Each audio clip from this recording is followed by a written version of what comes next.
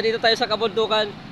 Magluluto sila ng ng tinulang tubig. Dahil nagpabrikit ako ng saingan ni Vargas. Kaya guys, papaligas na siya guys. Yan o. Magtitinulang tubig siya guys. Tignan natin guys. Nilulutuin niya kung ano. Kunin mo nga yung kutsilyo doon sa mga mangulutan. Guys, tignan natin o. Ayan.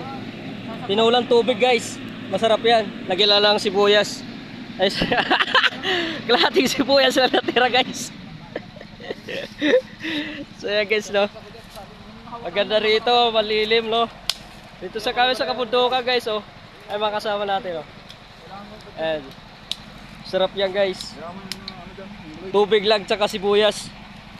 Katapat okay lang, no. So yan, lalagyan na ng gatong guys. Ganyan dito sa kabundukan guys, kailangan sa